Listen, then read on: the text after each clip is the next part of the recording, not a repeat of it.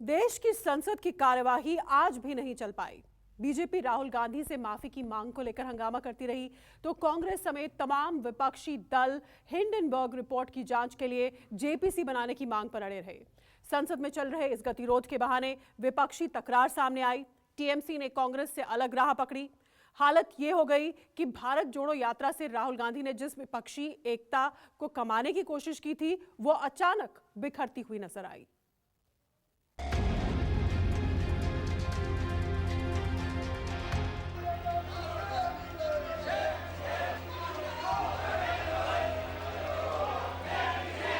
That Rahul Gandhi is the present day Mir Jafar of Indian polity.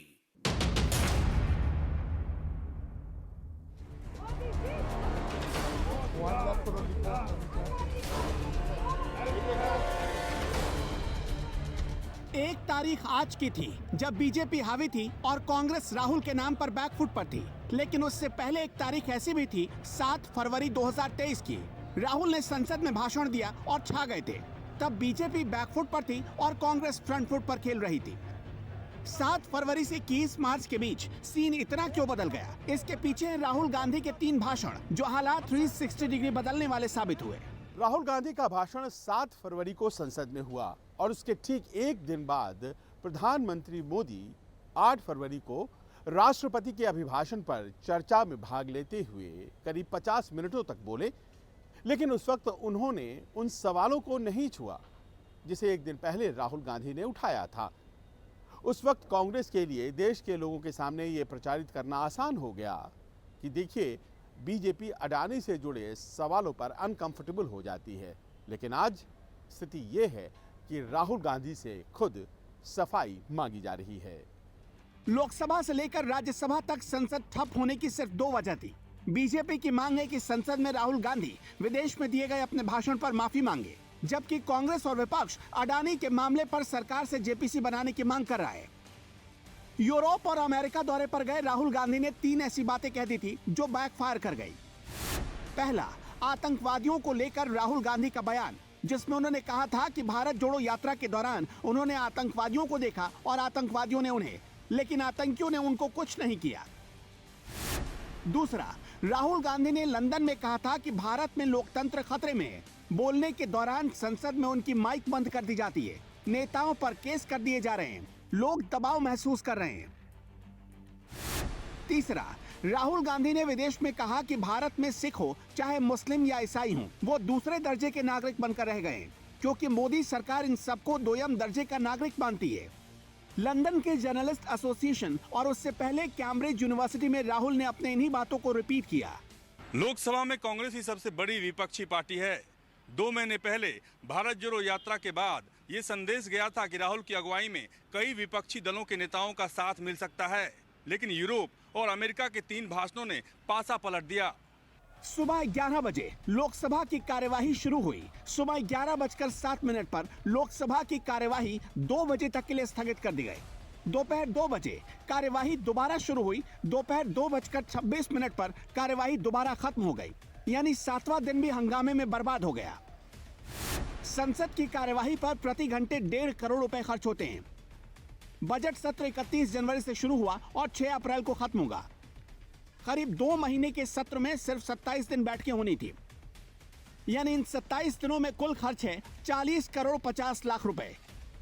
इनमें करीब 7 दिन संसद पूरी तरह ठप रहा, यानी नुकसान हुआ करीब 10 करोड़ से ज्यादा का।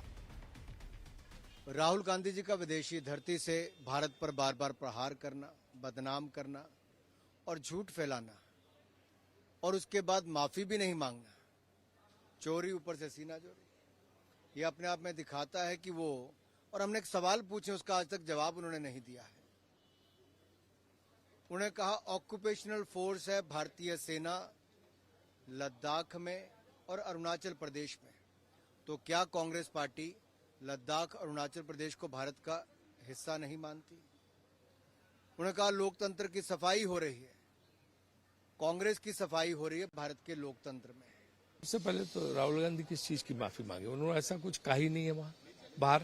उन्होंने तो कहा कि आंतरिक मामला है जो हमारे यहाँ लोकतंत्र पर खतरा है, हम इसको अंदर हम सब लोग जो है इससे निपटेंगे।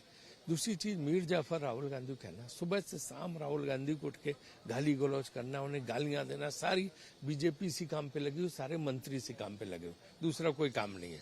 अगर राहुल गांधी के ये 3 बयान नहीं आए होते तो शायद सरकार सदन के भीतर दबाव में होती और उसे जवाब देना पड़ता।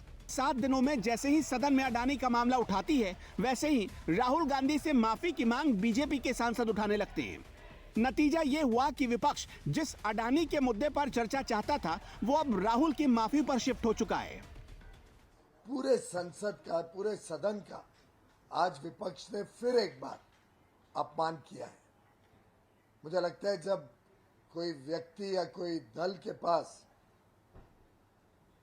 कोई शब्द ना हो, कोई लेग स्टैंड करने के लिए अपने विषय के ऊपर कोई ठोस बात ना हो, एक वीक विकेट पे कोई खड़ा हो, तभी इस प्रकार के हल्के कारनामे सुर्खियों में बने रहने के लिए विपक्ष आज कर रहा है।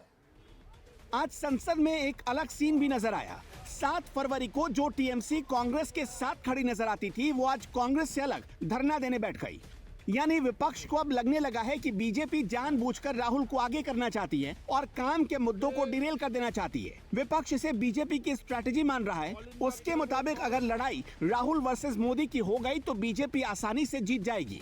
लेकिन टीएमसी के सवाल पर हमारे संवाददाता कांग्रेस प्रवक्ता से बार बार जवाब मांगते रहे, लेकिन कांग्रेस प्रवक्ता पवन खेड़ा जवाब को जलेबी की तरह घुमाकर टाल गए।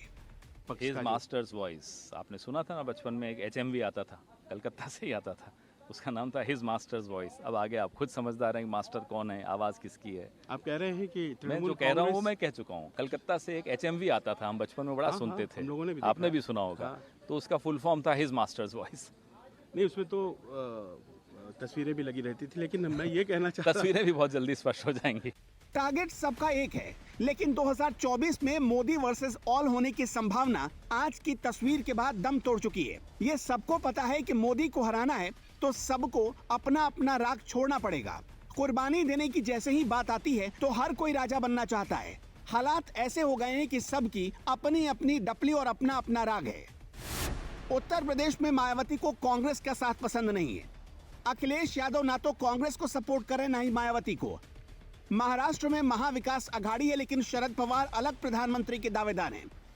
बिहार में कांग्रेस आरजेडी के साथ सरकार में है, लेकिन राहुल गांधी को प्रधानमंत्री बनाने की बात पर आरजेडी चुप हो जाती है। बिहार के मुख्यमंत्री नीतीश कुमार प्रधानमंत्री के अलग दावेदार बन गए। MK Stalin, KCR, Sharad Pawar सबसे अपनी दावेदारी मिलकर पेश कर चुके हैं। ममता बनर्जी अकेले चुनाव लड़ने का ऐलान कर चुकी हैं। KCR खुद को प्रधानमंत्री कैंडिडेट मान चुके हैं। खुद लेफ्ट ने राहुल के नाम पर सहमति नहीं जताई है। केजरीवाल की आम आदमी पार्टी अकेले चुनाव लड़ने का दावा कर रही है। पहले मुद्दा विहीन था विपक्ष, अब मुद्दा मिला तो नेता विहीन दिखता है। ममता के मंच पर एक दूसरे का हाथ पकड़ लेते हैं, लेफ्ट के मंच पर सब एक दूसरे का हाथ पकड़ लेते हैं। खुद केजरीवाल भी उस मंच पर मौजूद होते हैं और दीदी भी। लेकिन जब प्रधानमंत्री के कैंडिडेट को ढूंढने की बारी आती है और जब बारी आती है कि बीजेपी के खिलाफ सब एकजुट हो जाएं, तो रिजल्ट मिलता है 0 बटा सन्नाटा। यानी कि तस्वीर अब धीरे धीरे साफ होने लगी है।